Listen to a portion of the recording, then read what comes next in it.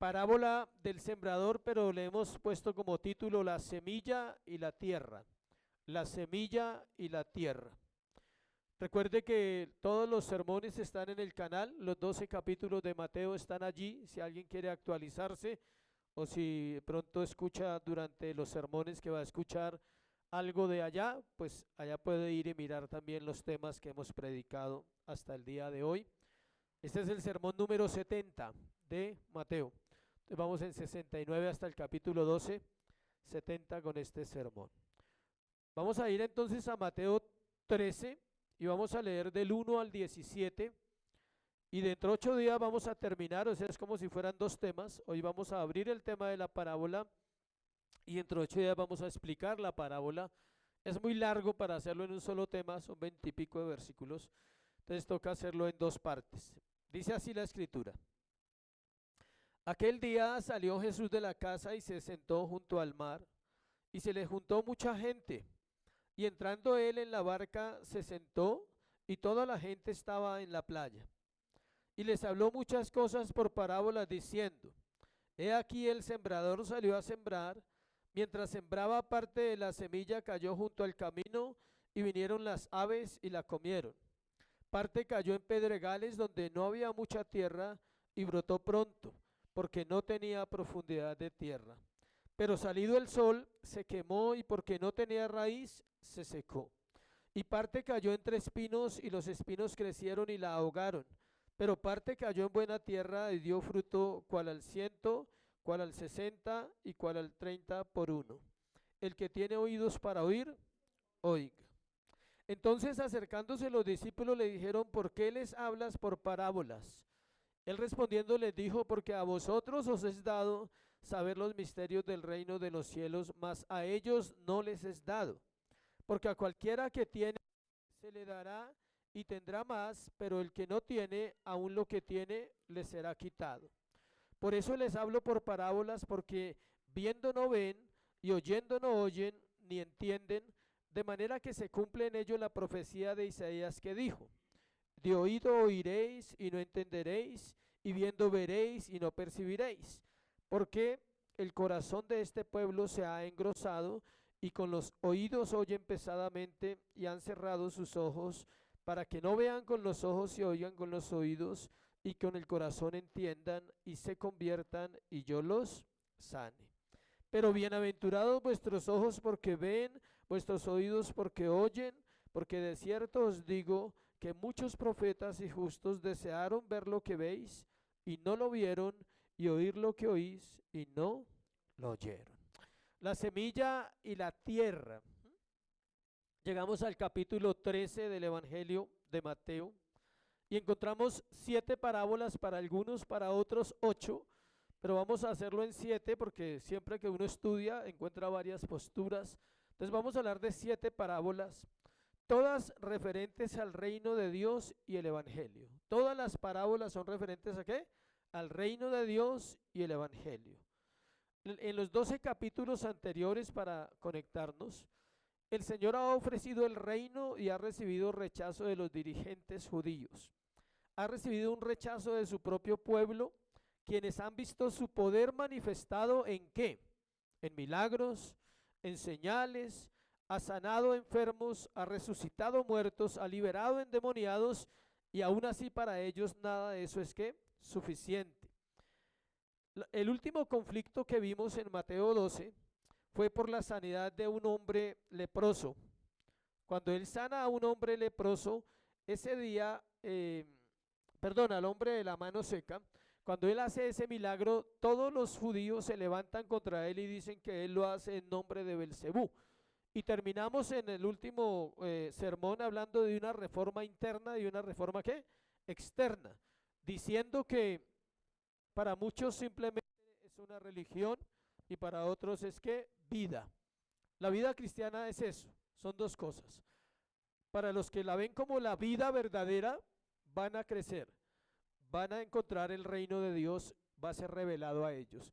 Para aquellos que lo toman como un moralismo, es decir, voy a cambiar porque me conviene cambiar, voy a dejar de engañar a mi esposa porque de pronto pierdo mi hogar, ese no es el evangelio. Un hombre no debe desear ser fiel a su esposa para no perderla, sino debe desear ser fiel a su esposa porque quiere agradar ¿a quién? A Dios, al Señor. Entonces el moralismo conduce a una vida religiosa y el cristianismo verdadero conduce a una vida piadosa, a una vida eterna que comienza ¿dónde? Aquí. Ahora en este capítulo va a usar un lenguaje de las parábolas. El término griego para la palabra parábola es parabolei, que es un vocablo compuesto de varias palabras, significa al lado de, o sea, para es al lado de, y balo significa tirar, arrojar o lanzar. Él va a tirar, él va a arrojar una enseñanza, él va a lanzar unas palabras que tienen un enigma, tienen un misterio. Una parábola es una historia tomada de la vida real o una situación de la vida real, de la cual se saca una verdad moral y espiritual. Es decir, la parábola no es una historia ficticia, no es una fábula como algunos dicen, y no es un cuento, ni es un mito o una leyenda. ¿Es una qué? Historia real. Lo que él les va a explicar era la vida cotidiana de Israel. Era un pueblo netamente ¿qué? Agrícola. Allí se vivía de la agricultura. ¿Se acuerdan cuando vimos Joel, que hablamos de la lluvia tardía y la lluvia temprana? Y nos atrevimos a dar fechas. La lluvia temprana era en enero, la lluvia tardía era para el final de año. Y el Señor decía que Él enviaría las dos lluvias, la temprana y la tardía. Israel era una potencia y sigue siendo muy fuerte en la agricultura. La gente que ha ido allá dice que las uvas son demasiado grandes, los frutos son muy gigantes, que no se ven en otro lado del mundo. Hay dos elementos. Uno, toda la vida han sido agrícolas, entonces saben trabajar la tierra. Y dos, el Señor. El Señor da fruto abundante porque Él quiere hacerlo así con su pueblo, entendiendo que ellos siguen siendo pueblo de Dios bajo una parte étnica, no espiritual. El Señor expresa el propósito central del uso de las parábolas en Mateo 13, 11, 18, que lo vamos a ver ahorita. Y allí Jesús da dos razones básicas. Una, revelar verdades a los discípulos, y dos, esconder verdades a los incrédulos. Para eso son las parábolas. Es decir, solo los hombres y mujeres salvos entenderán la parábola. Los perdidos nunca la van a entender, los incrédulos no la van a entender. El mundo usa las parábolas para dichos, los famosos dichos. Más vale pájaro en mano que 100 volando, son dichos populares, ¿sí? En boca cerrada, ¿qué dicen? No entra mosco. El que mucho abarca, poco aprieta. Esos son dichos populares del mundo, pero no tienen enseñanzas espirituales como las parábolas que Jesús dice, tienen autoridad y verdades escondidas allí. ¿Para quién? Para los hijos de Dios. No son para todo el mundo. Cualquier persona puede leer la parábola y decir, uy, es linda, es bonita, pero no entender nada del sentido espiritual que ella tiene. Y de hecho, de ser así, es porque Dios ciega el entendimiento de estas personas para no entender, porque son incrédulos. Cuando usted es creyente, ha nacido de nuevo, su fe es genuina, usted entiende la parábola. Y la parábola tiene eso, revela y oculta. Es importante pues entender que la parábola es una figura de comunicación que no solo aparece en el Nuevo Testamento, sino ya en el Antiguo Testamento hay parábolas. La mayoría de los estudiosos de interpretación bíblica dicen que la parábola está limitada, es decir, no es la gran enseñanza, sino trae un principio, y ese es el que hay que extraer de cada parábola. Trae unos principios, ¿para qué?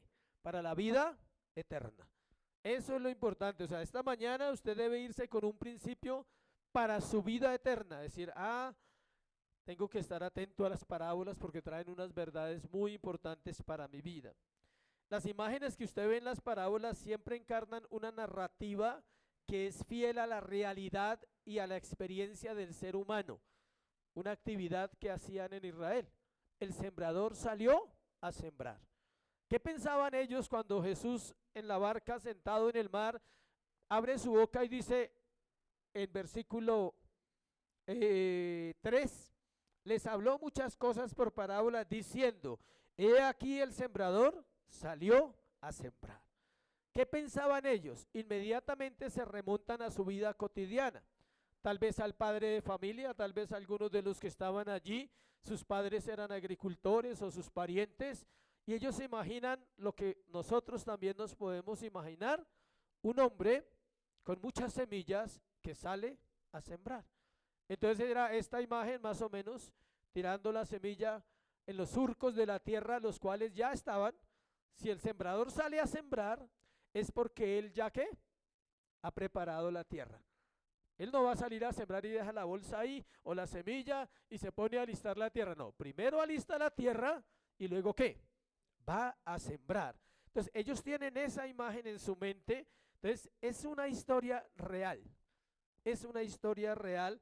Por ejemplo, si usted lee, solo para que se dé cuenta la parábola del 31 y 32, otra parábola le refirió diciendo, el reino de los cielos es semejante al grano de mostaza que un hombre tomó y sembró en su campo. Si ve que también es una actividad física que Israel conocía, y así son todas las parábolas. Son cosas que esa cultura hacía. Ahora, la verdad para nosotros sigue siendo la misma, en una verdad que espiritual. La división que se le puede dar a las parábolas es la siguiente, escuche. Hay parábolas del reino, hay parábolas de salvación, hay parábolas de sabiduría e insensatez, hay parábolas de vida cristiana y hay parábolas de juicio. Todas estas parábolas son no las que están aquí en Mateo 13, se calcula 27 parábolas en la Biblia o en el Nuevo Testamento, aquí hay como 7, les dije. La parábola del hijo pródigo aparece ¿dónde? ¿Alguien ha leído la Biblia? En Lucas 15, por favor. Lucas 15, la parábola del hijo pródigo. No aparece sino ahí. No aparece ni en Mateo, ni en Marcos, ni en el Evangelio de Juan. Es decir, hay parábolas que solo aparecen en un evangelio, como hay otras parábolas que aparecen en los 3 evangelios. Al sumarlas son bastantes. Esa división que hice es una división. Usted puede leer un libro y encontrar otra, pero esta división nos va a ayudar a nosotros a entender. ¿Cuál es la meta inmediata de una parábola? Cautivar el interés del oyente. Desarmar al oyente en cuanto a lo que él piensa de la parábola y encontrar la verdad escrita por el autor y que era lo que Dios quería transmitir. El objetivo primordial de una parábola es despertar el entendimiento, estimular la conciencia y mover a la acción. Yo ya sé de qué trata la parábola del sembrador, sí, pero haga lo que aprendió, haga lo que dice ahí. Y ahorita vamos al final, cuando expliquemos la parábola el otro domingo y con lo que aprendamos hoy, nos vamos a dar cuenta que realmente la parábola era ¿para quién? Para discípulos, para creyentes. La razón fundamental que las parábolas de Jesús son narrativas y tienen una intención se debe a que son instrumentos proféticos, especialmente para aquellos que tienen un mensaje de Dios. Esta parábola es profética. Habla de 4 terrenos y habla de 4 corazones. Y exactamente así como ella lo dice, así sucede en la vida real. Lo que la parábola dice, que es una escena de campo, de agricultura, sucede en la iglesia todo el tiempo. Y sucederá en la iglesia hasta que Cristo regrese. Es decir, la semilla seguirá siendo esparcida, que es la palabra de Dios. El terreno son los corazones y algunas semillas van a caer en tierra donde las aves se la van a comer, otra va a caer en pedregales, otra va a caer en espinos y otra va a caer ¿dónde? En tierra fértil. ¿Cuál debe ser nuestro anhelo? Ser tierra fértil. No piedra, no espino y no el camino duro donde las aves se comen la semilla. Esa debe ser la enseñanza de hoy, Señor. Háblame a mi corazón. Si tú eres un creyente verdadero y estás inscrito en el libro de la vida, la parábola del sembrador va a dejar una enseñanza para toda la vida. Yo la escuché hace muchos años y aprendí una cosa nomás, que Dios me había llamado para hacer tierra fértil, no más. Y anhelaba dar ¿qué? Fruto. Al 30, al 60 y al 100 por uno. No más, ¿sí? No es nada raro, no hay nada de otro mundo, no necesitas un ángel que te sacuda el pelo para que entiendas que si eres creyente, vas a entender. Ahora otro punto antes de entrar en los versículos. La parábola del sembrador es la base de todas las parábolas. O sea, si usted no entiende esta, no entiende ninguna. Las otras no las va a entender. Entonces, ore que el Señor le ayude y diga, yo quiero entenderla porque es la base de todas las parábolas. Por eso empieza. Note que parece que hubiera un desorden en Mateo. Cuando usted lee Mateo a veces se confunde y dice, pero Mateo es raro. Mateo escribía diferente a otros. Debería haber escrito el versículo 10 al 16 en el primera parte. ¿Por qué? Porque dice propósito de las parábolas. Él debía haber escrito, eso pienso yo, y eso pensamos nosotros. Está como al revés, dice, pero Mateo, pero te equivocaste. O sea, ¿por qué escribiste el propósito después de la parábola? Porque esa parábola es a la que más se le dedican versículos. Se le dedican desde el 1 hasta el versículo 16, 17, y luego la explica en el versículo 18 al 23. 23 le dedica como la base, diciendo, tengo que explicarles bien esta parábola, porque si la entienden, van a entender las demás parábolas. Entonces vamos ahora sí a los versículos. Lo primero que vamos a ver entonces es el lugar y el momento. Contexto geográfico, contexto cultural, contexto donde está la parábola. Aquel día, hasta ahí podemos mirar por ahora. ¿Cuál día? Sí, si usted lee la Biblia y no se pregunta nada, no la está leyendo. Ahí le adelanto un datico. Bueno, cuando usted diga aquel día, yo quiero saber cuál es ese día. Viernes, jueves, sábado, domingo, ¿cuándo fue? O sea, ¿sí? Ese día, esa frase conecta la parábola con todo lo que hemos predicado de Mateo, pero sobre todo con el capítulo 12. Aquel día es el mismo día de lo que pasó en el capítulo 12, cuando la madre y los hermanos de Jesús fueron a hablar con él, 12, 46, 47. Mientras él aún hablaba, a la gente de aquí su madre y sus hermanos estaban afuera y le querían hablar. Por eso dice, aquel día, ¿cuál día? El mismo día en que sanó al leproso, el mismo día que hizo las sanidades, el mismo día que los fariseos le pidieron una señal, el mismo día que su mamá y sus hermanos pensaban que estaba loco, ese mismo día, no sabemos si a las 5 o 6 de la tarde, no sabemos, Jesús vivía la vida intensamente. Dormía poco para los que no saben. Terminaba de ministrar, echar fuera demonios, sanar enfermos, resucitar muertos, 11, 12 de la noche, y se iba a orar. Y oraba la primera vigilia y la segunda vigilia y aparecía otra vez. Entonces, ¿a qué horas dormía? ¿Por qué era así? Porque sabía que tenía 3 años de ministerio, no más. Usted dice, yo tengo 40, por eso me la paso así, haciendo nada. O sea, no, él era así, obvio, por su llamado, por su obediencia. Entonces no sabemos la hora, pero han pasado muchas cosas durante todo ese día.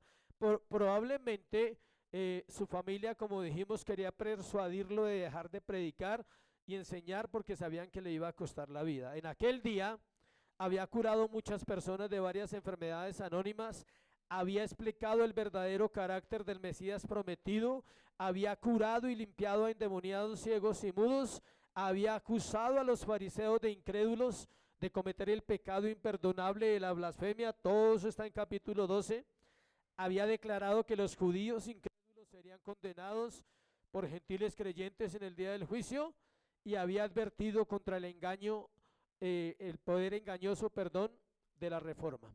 Es decir, si no se reformaban bien, no servía de nada. Así pasa con las iglesias reformadas. Si las iglesias reformadas no se reforman bien, no pueden edificar un pueblo. Y eso incluye la adoración, la predicación, la consejería bíblico. Todo bíblico debe ser. No para agradar a la gente que viene, sino para agradar a ¿quién? A Dios. Si la gente no lo entiende, hoy se va a dar cuenta por qué la gente no lo entiende a través de la parábola. Solo los hijos de Dios entienden la verdad. Durante el inicio de su ministerio, perdón, volvamos al pasaje. Aquel día salió ¿quién? Jesús de la casa y se sentó junto al mar. ¿Por qué era junto al mar? Porque era la manera como enseñaban los rabinos. Porque era más fácil tener la visión de toda la gente.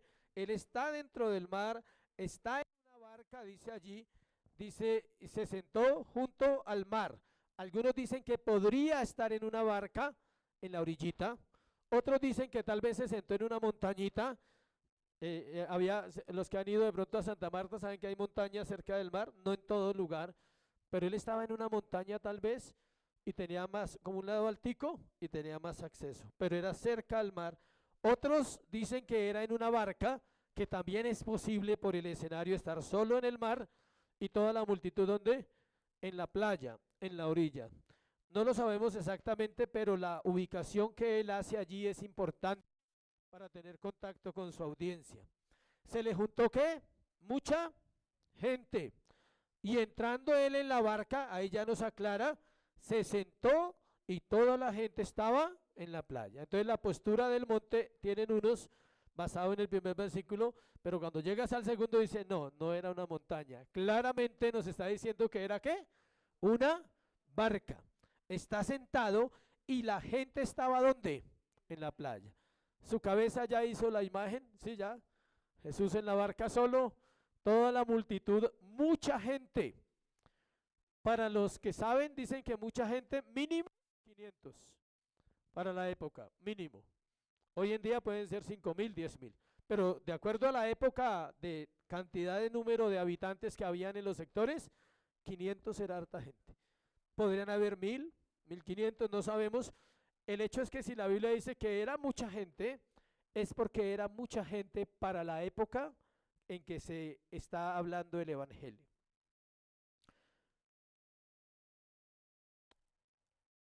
La primera etapa del ministerio del Señor Jesucristo es hasta el capítulo 12. Durante ese tiempo predicó en lugares cerrados. Si usted se nota, estaba en casas y en sinagogas. A partir del capítulo 13 hasta terminar su ministerio, que es como 20 y pico, porque luego viene la cruz, es en lugares abiertos. El mar, los montes abiertos. ¿Por qué? Por seguridad. Porque él sabía que siempre le iban a intentar ¿qué? Matar. Entonces decía, claro, un lugar abierto me queda más fácil salir. Era más fácil escabullirse, era más fácil desaparecer. Entonces queda claro, el primer punto es que el lugar y el momento. ¿Cuál fue? El mar, la playa, la barca, el mismo día que hizo las cosas que están en capítulo 12. Segundo, la primera parábola, el sembrador. Versículo 3 al versículo 9, solo pusimos el 3, les habló muchas cosas en parábolas diciendo, he aquí el sembrador, ¿qué? Salió a sembrar. Eso quiere decir que no todas las parábolas quedaron registradas. En este capítulo hay varias, perdón, pero hay muchas más que no encontramos en Mateo. Por eso dice, y les habló muchas cosas. O sea, no solo este tema, sino muchos temas se los dijo, ¿por qué? Por parábolas.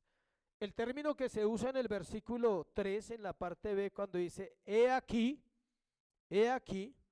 es para llamar la atención de lo que iba a decir. Es como si tocara una campanita y dijera, atentos, voy a decir cosas muy importantes y no se lo pueden perder porque no voy a repetir. ¿Cuántas veces predicó el Señor la parábola del sembrador? Se cree que una vez, no más. El que estuvo, estuvo, y el que no entendió, pues no entendió. El que se perdió, se perdió. El sembrador salió a sembrar. La mayoría de los comentaristas dicen que el nombre de esta parábola debería llamarse los 4 terrenos. Cuando dice que salió a sembrar, se refiere a una actividad constante, no que el sembrador sembró o sembrará, sino que estaba sembrando siempre. Era una actividad constante, continua. No está diciendo, mañana saldrá a sembrar, o hace 8 días sembró, sino él está hablando de una actividad que constante. Él dice, el sembrador salió a sembrar. Como diciendo, todos los días el sembrador sale a sembrar. ¿Qué hacen las personas del campo? Eso. ¿Salir a qué? Pues a trabajar. ¿A dónde? Pues al campo, a la tierra. Hay que labrarla, hay que cuidarla, hay que sembrar, hay que esperar que la cosecha llegue, hay que recoger. Esa es la vida del campo. Entonces está diciendo, él salió a sembrar, podríamos poner la palabra parafraseando, como lo hacía de costumbre. Él salió a sembrar, el sembrador. Dice en el versículo 4, parte cayó en pedregales donde no había mucha tierra y brotó pronto porque no tenía profundidad de la tierra. No vamos a explicar la parábola, vamos a leer la parábola. Dentro de 8 días vamos a explicar la parábola bien, detalle por detalle, para identificarnos con el único, la única tierra que deberíamos identificarnos, que es ¿cuál? La fértil. Pero sé que van a haber piedras, y sé que van a haber espinos, y sé que van a haber aves que se han comido la semilla de algunos cerebros. Versículo 4. Mientras sembraba, parte cayó junto al camino. Dice que luego de entonces estar en la barca y hablar que el sembrador salió a sembrar, pasa a enumerar 4 terrenos en los cuales cae la semilla. Notemos que cuando él habla del camino, dice que mientras sembraba, una parte de esa semilla cayó en ese camino. No sé si estoy dándome a entender. La acción es la siguiente, escuche bien, mire. Sale a sembrar y empieza a tirar la semilla. No siembra en el camino, él no está sembrando en el camino porque es un agricultor que experto. Él sabe que si siembra en el camino esa semilla que se pierde, pero en su actividad una que otra semilla pierde su rumbo y cae ¿dónde? En el camino. ¿Cuál es ese camino? ¿El camino de herradura o el camino qué? Real, en las fincas. Todas las fincas tienen acá café, plátano, yuca, y hay un camino que es el camino real que comunica con otra finca o entre las fincas o con el pueblo. Ningún campesino siembra ahí. ¿Por qué? Porque es un terreno duro, porque la gente pasa y pisotea la semilla y porque literal las aves del campo vienen y se comen la semilla. Note que es literal lo que está pasando allí. Lucas 8:5, compañeros, recuerden que siempre tenemos que ver los paralelos. Lucas 8:5 nos dice lo siguiente. Ahí está lo que ya acabé de decir. Dice, el sembrador salió a sembrar su semilla y mientras sembraba una parte cayó junto al camino y fue ¿qué? Hollada, y las aves del cielo la comieron. La pisaron los que caminaban por ahí y la semilla pues simplemente se perdió. Dentro de 8 días vamos a explicar bien eso. 5 y 6. Parte cayó en pedregales donde no había mucha tierra y brotó pronto porque no tenía profundidad de tierra, pero salido el sol se quemó porque no tenía ¿qué? Raíz, se secó. El segundo terreno son los pedregales, semillas que caen en piedras, por tanto no van a crecer porque no hay tierra fértil allí. La semilla normalmente no crece rápido, para los que no saben. O sea, una semilla no es que usted la sembró y mañana ya saca la papa o la yuca, no. Hay que esperar. ¿Por qué? Porque tiene que profundizar en la tierra. En este caso, la semilla sí crece rápido. No puedo adelantarle nada de la otra semana, pero son aquellas personas que parece que fueran cristianos, pero no lo son. Pueden crecer rápido en una iglesia, pero no tiene raíz. Porque entre las piedras no puede echar raíces. Resulta que la semilla en la piedra puede crecer rápido, pero dura poco. En cambio, la que crece en la tierra profunda, ella dura siempre. ¿Y da qué? Fruto. Esta no da fruto. Versículo 7. Parte cayó en espinos y los espinos crecieron y ¿qué? La ahogaron. Esta es la semilla que cae entre los espinos, los cuales no dejan crecer la semilla porque crecen más rápido. Escuche, los espinos ya están, nadie los sembró, ya están ahí. La semilla cae entre esos espinos, se enreda y los espinos crecen más rápido que la planta que va a dar fruto y la ahogan. Ellos ahogan la verdadera semilla. Creo que los espinos no los siembran, son naturales de la tierra. Ningún agricultor dice, voy a sembrar espinos. ¿Para qué va a sembrar espinos si no sirven para nada? Ningún pastor siembra entre espinos, pero la semilla a veces cae entre espinos. Es decir, el mundo ahoga esa palabra.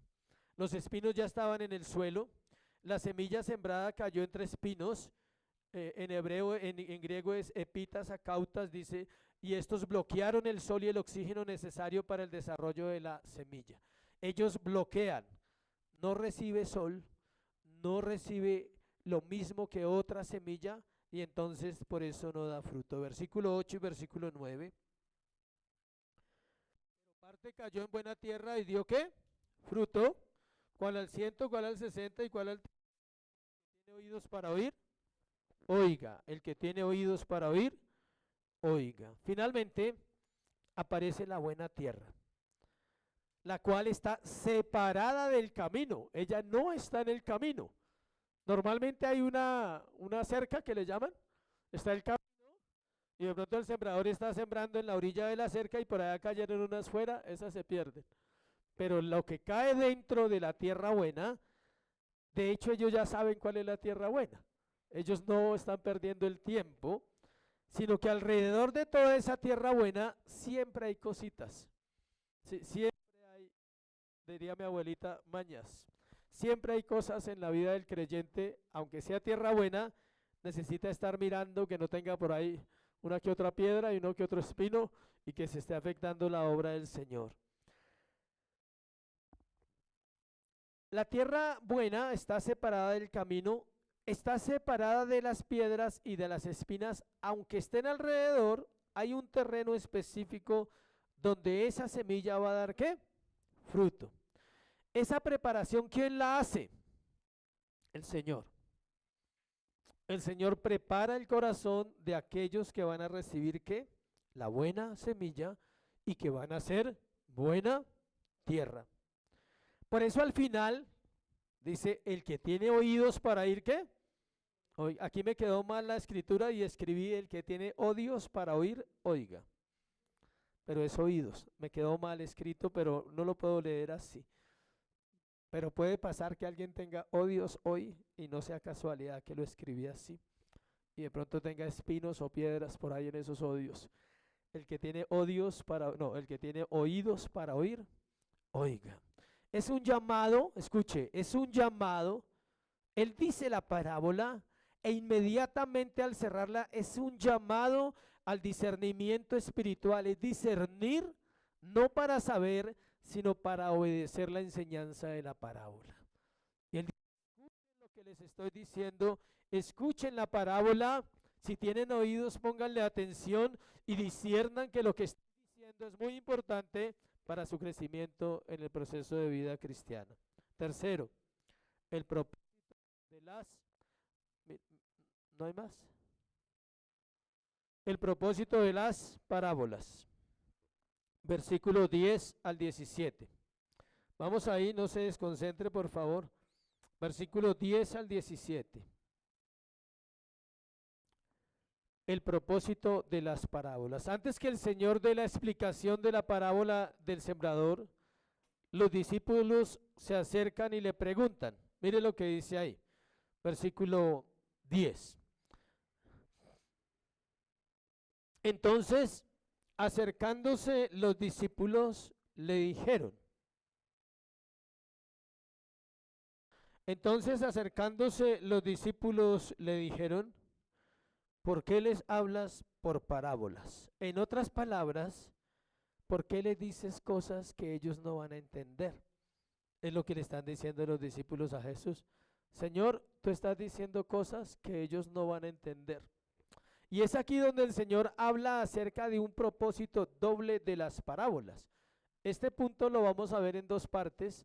El propósito de las parábolas es revelar y ocultar.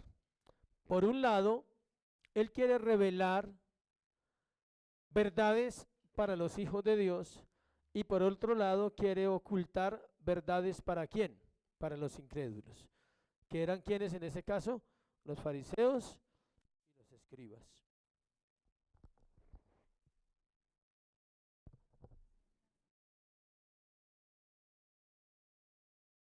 Entonces, Él quiere revelar cosas para los discípulos y para los fariseos y los escribas.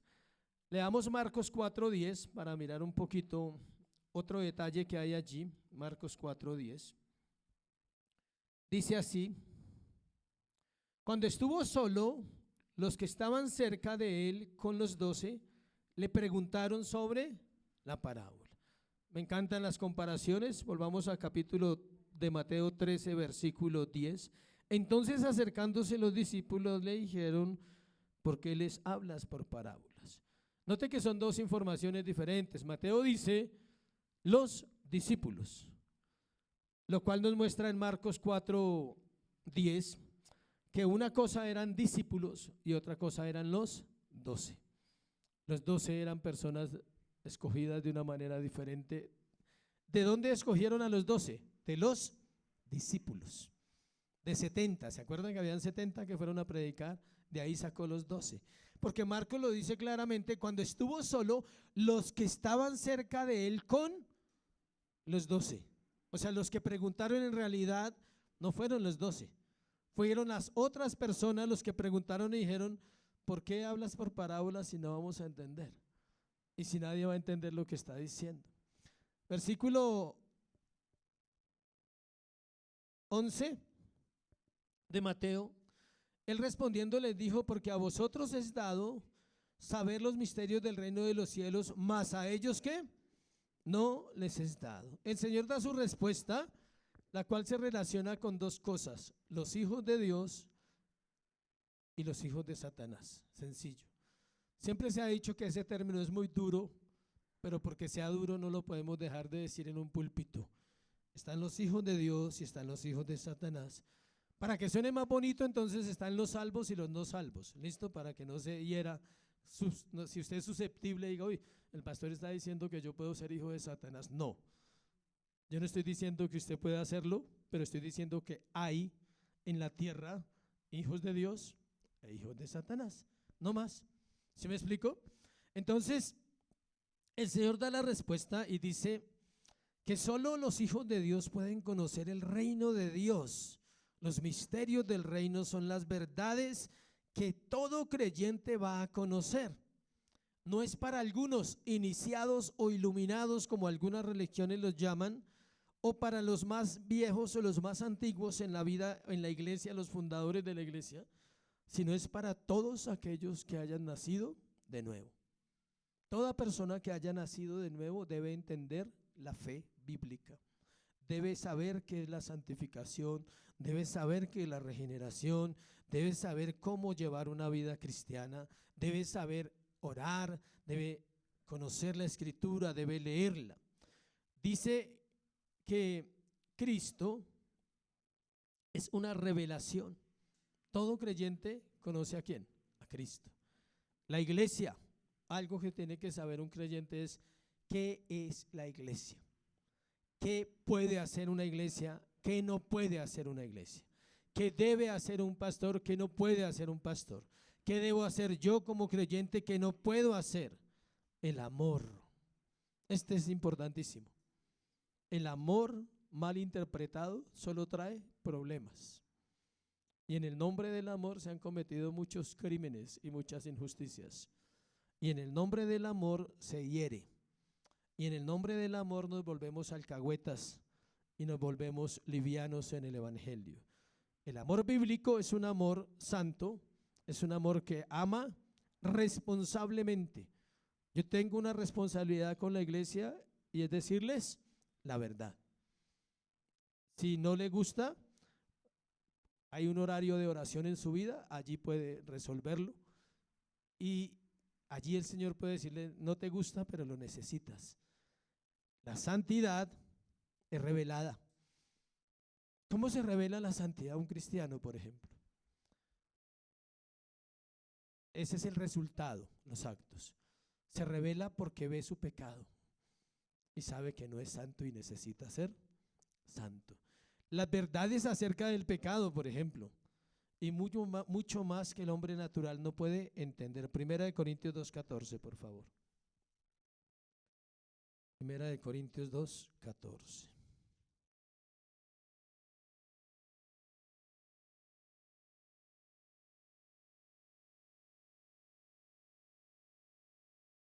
Voy a leerlo. Dice, pero el hombre natural, ¿sí ve? No percibe las cosas que son del Espíritu de Dios, porque para él son ¿qué? Locura.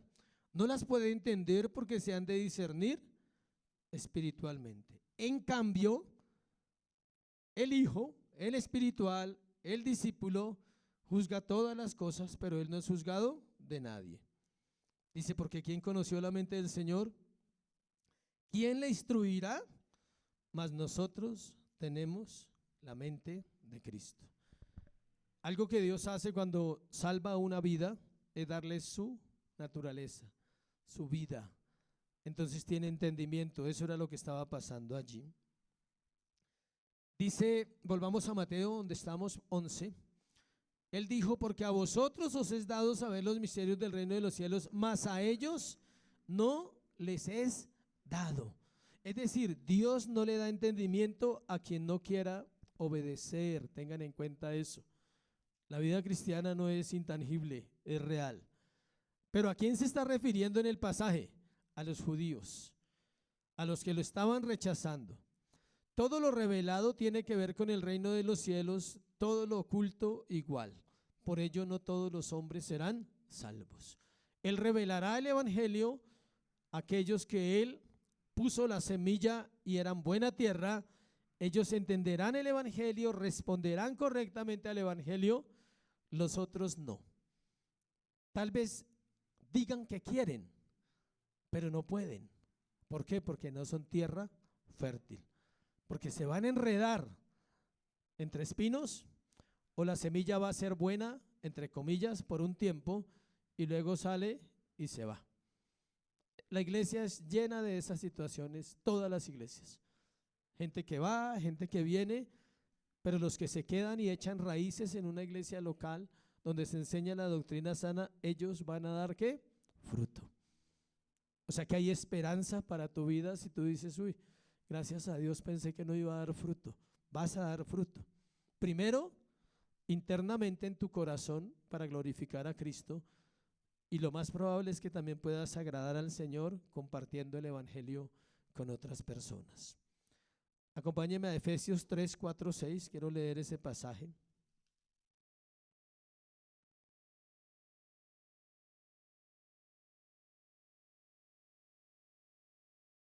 Efesios 3, 4, 6 dice así.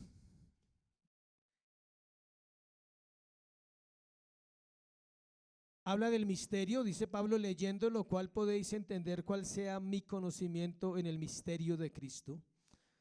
La parábola trae misterio. Dice, misterio que en otras generaciones no se dio a conocer a los hijos de los hombres, como ahora es revelada a sus santos apóstoles y profetas por el Espíritu, que los gentiles nosotros somos coherederos y miembros del mismo cuerpo, copartícipes de la promesa en Cristo Jesús por medio del Evangelio. Una verdad primordial en una persona que le es revelado Dios es que lo primero que entiende es que él hace parte del pueblo de Dios, que tiene deberes y que tiene ¿qué? Privilegios. Y bajo esa premisa, él avanza, él no se detiene. Versículo 12 de la parábola, porque a cualquiera que tiene, ¿qué dice?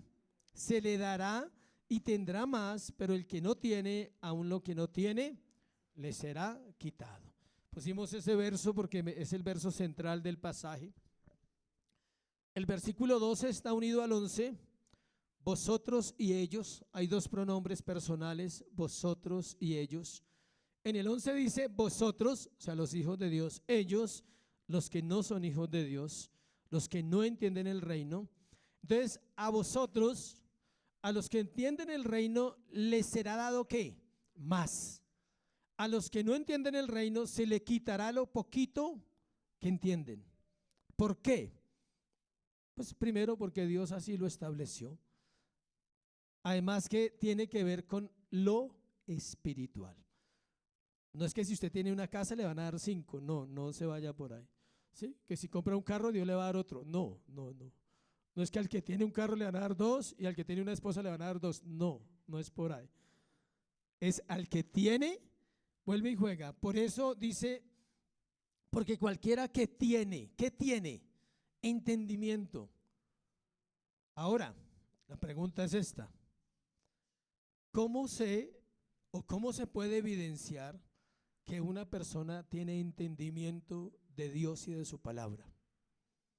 Porque obedece. Puede tener información, no tiene conocimiento verdadero. El que tiene información, no conocimiento de Dios. Él sabe, puede saberse hartos versículos de memoria inclusive, pero solo el que obedece va a recibir más que capacidad de obediencia, más capacidad de entender los misterios del reino, de santificarse. Va a tener mejores tiempos de comunión, mejores tiempos de oración. Le va a ser fácil porque las escrituras se van a abrir a su mente, porque Dios le va a dar ¿qué? Más. Pero todo el que recibe y recibe y recibe y no aplica, llega un momento en que se embota la mente. Y por eso la Biblia habla que Dios dice que puede reprobar a muchas personas que pueden creer que han andado con Cristo, pero no han andado con Cristo. Han acumulado información, han acumulado teología, han acumulado doctrina y no han caminado con Cristo. Es algo muy serio. Cuando a usted le dan algo, ¿para qué se lo dan? Para usarlo, creo, ¿no? O usted de los que le dan algo y no lo usa. No lo reciba entonces, que se lo den a otro. ¿Para qué? Cuando a uno le dan un regalo, ¿qué espera la gente? Que se lo ponga. Y no falte que dice, nunca se ha puesto lo que le di. No le gustó mínimo. Hay algo que uno queda pensando, dice, pero le regalé una camiseta y nunca se la veo puesta, jamás. Hasta que usted tiene que preguntar, ¿y cómo le fue con la camiseta? O sea, si a usted le dan un regalo, ¿es para qué? Para usarlo. Todo lo que Dios da, todo, es para ejercitarse en ello. La capacidad de adorar, la capacidad de estudiar, la capacidad de amar, la capacidad de perdonar. Leí estos días una definición de la esposa de Billy Graham sobre el matrimonio y decía que el matrimonio consiste simplemente en la capacidad de perdón que cada pareja tenga, porque hay que estar perdonándose todo el tiempo. Pero resulta que Dios otorgó el perdón en la cruz del Calvario y no lo usó. Y Dios dice, me toca quitárselo para que aprenda un poquito, para que sienta ese rigor de no poder perdonar. Es duro no poder perdonar. He hablado con personas en consejería, no puedo, pastor, me cuesta. Pero ¿cómo así que no puede? O sea, ¿sí? Entonces yo le digo, ¿pero eres cristiano? Sí. ¿Eres creyente? Sí, pastor, yo creo que Dios está en mi vida. Entonces, ¿sí ve? Hay una incoherencia, pero la parábola nos da esperanza. Al que tiene, se le dará más. Practíquelo. Practique el perdonar, practique el amar, practique el bendecir, practique la vida cristiana. Versículo 13. Por eso les hablo por eso les habló por parábolas, porque viendo que no ven, oyendo no oyen ni entienden, de manera que se cumple ¿qué? En ellos la profecía de Isaías que dice, dejémoslo hasta ahí. La razón por la cual les habla por parábolas es porque su corazón está endurecido. Son muchas las personas que escuchan el mensaje del Evangelio cada domingo en el mundo entero, no acá. Usted dice, la iglesia, la casita, sí, puede pensar lo que quiera. Hablamos de una iglesia universal. ¿Cuántas, usted no se alcanza a imaginar ni yo, cuántas personas en número real hoy son expuestas a la Biblia en las naciones de la tierra? Independiente que no lo prediquen correctamente, que van a una iglesia. ¿Cuántos millones de seres humanos hoy fueron a una iglesia donde ya el horario es diferente? ¿Cuántos estamos en una iglesia y cuántos van a ir más tarde a una iglesia a escuchar un mensaje basado en las escrituras? ¿Cuántos? Millones. Pero no son los millones que van a ir a la eternidad, porque muchos tienen ojos, o mejor dicho, todos tienen ojos y todos tienen oídos, pero no pueden ver, no pueden oír, sus corazones son ciegos, la palabra no entra a sus corazones, aunque les parezca agradable. Hay gente que se va feliz de un sermón y no le dura sino el momento en que salió, no le dura más. ¿Cómo le fue con el sermón? Poderoso. Pero no te acuerdas que el lunes tienes que practicar lo que aprendiste el domingo del sermón. Que el sermón estuvo cargado del perdón y el lunes tengo que perdonar. Eso es poderoso, eso sí es poderoso. Que alguien llegue y diga, no voy a esperar el lunes, voy a hacerlo hoy. Voy a llamar, si hay que llamar, voy a hablar, voy a poner esa cita y voy a aplicar el evangelio. Eso es poderoso, porque sales confrontado, porque sales con Cristo en tu corazón diciendo, no puedo seguir desobedeciendo, tengo que hacerlo. En realidad, los muertos no pueden oír y los muertos no pueden ver. Note que es curiosa la escritura, cómo el Señor usa los sentidos. ¿Sí? Él pone un ejemplo del cuerpo. ¿Qué usa? Ojos y oídos. ¿Qué pasa si una persona no ve y no oye? Es casi estar muerto. Ahora alguien dirá, y los cieguitos, tranquilo que Dios les da otros dones a ellos. Ellos tienen otra forma de ver. El ciego puede ver de otra manera la vida, con sus otros sentidos.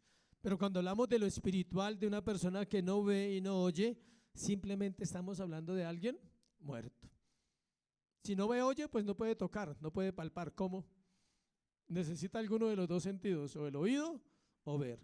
Hay gente que los ciegos por el oído se guían. Ellos logran entender muchas cosas por el oído. Pone los dos sentidos importantes. Versículo 14, versículo 15. De manera que se cumple en ello la profecía de Isaías que dijo, de oído oiréis y no entenderéis, viendo veréis y no percibiréis, porque el corazón de este pueblo se ha engrosado. Con los oídos oyen ¿qué? Pesadamente, y han cerrado sus ojos para que no vean con los ojos y oigan con los oídos, y con el corazón entiendan y se conviertan y yo los sane. Es una profecía muy triste para la época de Isaías. Vamos a Isaías, capítulo 6, versículos 9 y 10.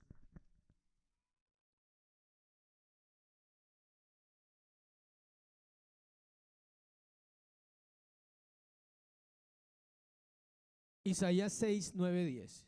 ¿Quieres entender la escritura? Un consejo si le sirve. Siempre que encuentre una cita del Antiguo Testamento, vaya allá y no lea la cita, lea el contexto. Lea el capítulo y diga, ¿por qué Mateo está hablando de Isaías? Como yo sé el contexto, entonces no lo voy a leer. Es el contexto cuando el profeta Isaías vio la gloria de Dios. 6:5 de Isaías. Entonces dije, ay de mí, que soy muerto, porque siendo hombre inmundo de labios y habitando en medio de pueblo que tiene labios inmundos, han visto mis ojos al Rey Jehová de los ejércitos. Note que es un contexto de santidad del profeta. Está teniendo lo que todo el mundo anhela, ver a quién, a Dios. Y él cuando ve a Dios reconoce y dice, soy un pecador sencillamente. Y cuando él reconoce que es un pecador, dice en el versículo claramente que él habita en un pueblo ¿qué? lleno de pecado.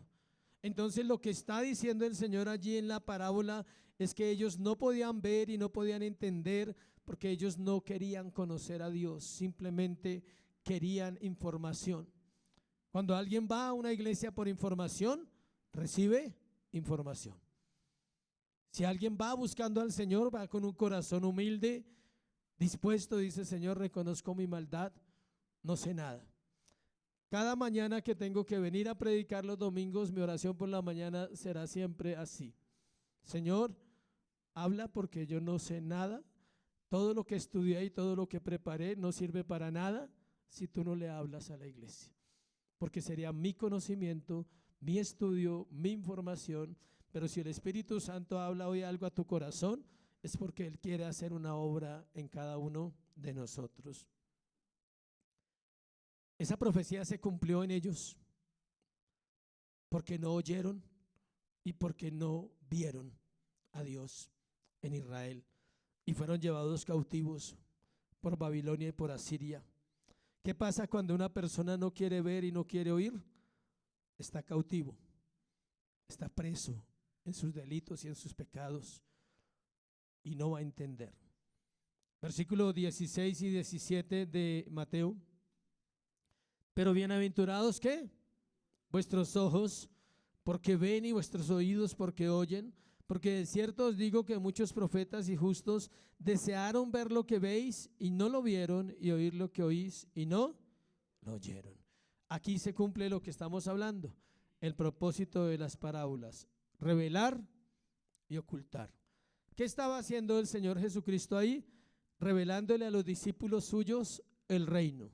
¿Y qué estaba haciendo? Ocultándole a los enemigos de él el reino. Ellos no lo podían ver y no lo podían entender. Cuando usted escucha a un impío hablar mal de Dios, no se preocupe por nada. No pasa nada. Es su corazón. ¿Qué puede salir de su corazón? Eso. Y tú no lo vas a cambiar porque lo reprendas. Si escuchas a un hermano hablar mal de Dios, a él sí toca reprenderlo porque es hermano. Pero al impío no, porque es un impío. Uy, es que maldijo a Dios. Sí, es normal. Por eso son impíos, porque maldicen al Señor. La tarea de la iglesia no es reprender al impío, es reprender al hermano, porque el hermano tiene esperanza, porque Cristo mora en él y le puede dar entendimiento. No reprendas al necio, dice el proverbio, porque te harás ¿qué? Más necio que él. Entonces no se asuste cuando usted escucha hablar mal de Dios, o gente que dice: ay, yo soy ateo, no creo en Dios. Hermano, Dios le bendiga, no se preocupe, tranquilo, siga su vida. Cuando esté colgado de un edificio que alguien lo vaya a dejar caer, me dice si es ateo. Ahí se sabe si es ateo. Que a usted lo tengan así en un edificio de una mano. ¿Cree en Dios? Ah, por favor, creo en Dios. Ahí se sabe quién es ateo, o con un revólver en la cabeza también se sabe quién es ateo. Hay gente que dice: no, yo no creo en Dios, pero cuando le va a pasar algo malo, ay, Dios mío, ayúdame por favor. Porque en realidad el ateísmo ni siquiera existe, es una mentira, no tiene fundamento. Entonces, las parábolas tienen el propósito de ocultar y revelar. Todos los versículos que hemos leído en el último pasaje, en el tercer punto, son un contraste entre dos pueblos: el de Dios y el del mundo, el creyente y el incrédulo, el vivo y el muerto. Eso es lo que acabamos de hacer ahí. El versículo 16 dice: felices aquellos a quienes Dios ha abierto el entendimiento para entender sus caminos, para que la luz del evangelio resplandezca en sus corazones. Segunda de Corintios 4, 3, 5. Felices los que Dios les ha abierto el entendimiento. Los cristianos pueden entender hasta las cosas más profundas de la palabra de Dios, porque las tienen escritas en el Nuevo Testamento, en el Antiguo Testamento, y el Espíritu Santo les ilumina el corazón. Segunda de Corintios 4, del 3 al 5. Cuando Jesús terminó de explicar las parábolas a sus discípulos, les preguntó, pase a 13:51 de Mateo, mire la pregunta al final de todas las parábolas, 13:51. Ya terminando, le dice: Jesús les dijo: ¿habéis entendido todas estas cosas? Y ellos respondieron: ¿qué? Sí Señor. O sea que les abrió el entendimiento. Sí se lo logró abrir. Y sí entendieron las parábolas que el Señor les estaba hablando. La iluminación del Espíritu Santo sobre el creyente es en todo su ser. No el domingo 2 horas y el martes 2 horas y 1 hora en la mañana orando. Es todo el día 24/7. Usted entiende esta vida de una manera espiritual, aunque sigue estando aquí.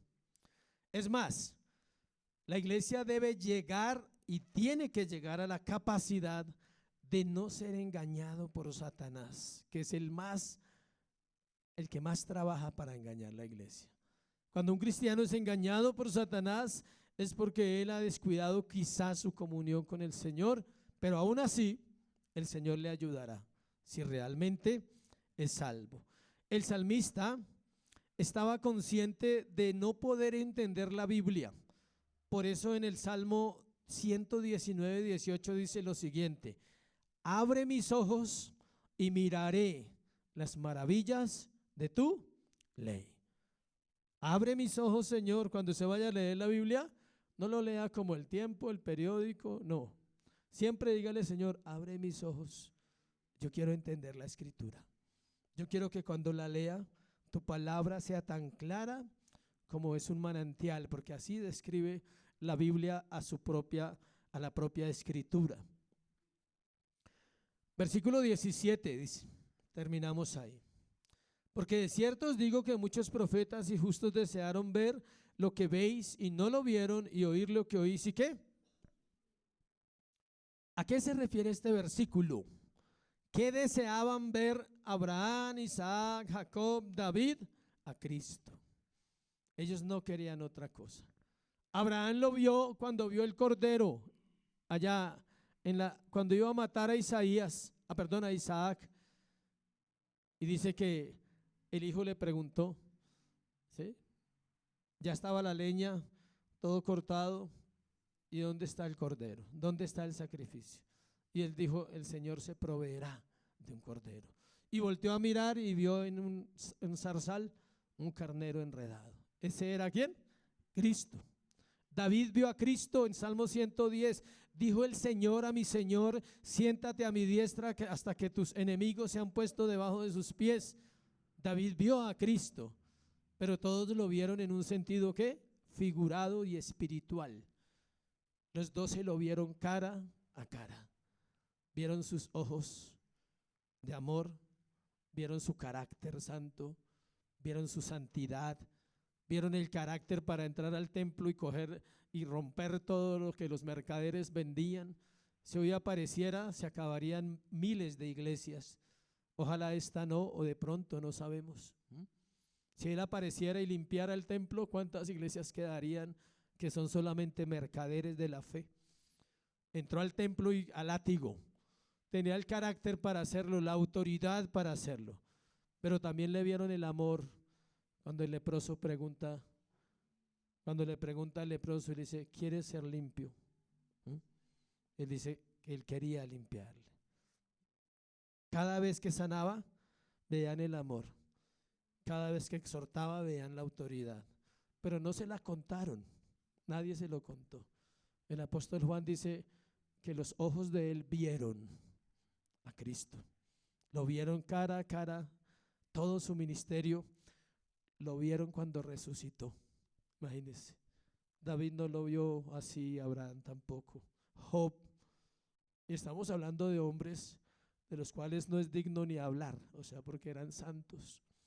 Pero estos hombres vieron a Dios, y dice que estos hombres del Antiguo Testamento murieron sin alcanzar las promesas, dice Hebreos 11:13.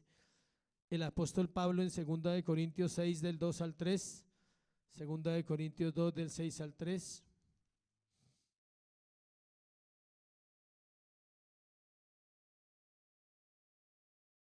Segunda de Corintios, 6, del 2 al 3. Pablo exhorta a los corintios y les dice lo siguiente: porque dice: en tiempo aceptable te he oído, en el día de salvación te he socorrido. He aquí ahora el tiempo aceptable, he aquí ahora el día de salvación. Esa es la parte final, iglesia. Hoy es el día de salvación para todos nosotros. Para los que son salvos o somos salvos, Dios quiere edificar tu vida a través de la iglesia, a través de la palabra. Si alguien duda de su salvación, puede decirle: Señor, hoy es el día de mi salvación. Hoy me trajiste aquí para hablarme, para hacerme entender el reino, para abrir tus escrituras y llamarme a la salvación. Y si alguien realmente no sabe nada de la salvación, igual puede venir a Cristo en arrepentimiento y fe y decir: Señor, gracias porque hoy me da la oportunidad. Amén.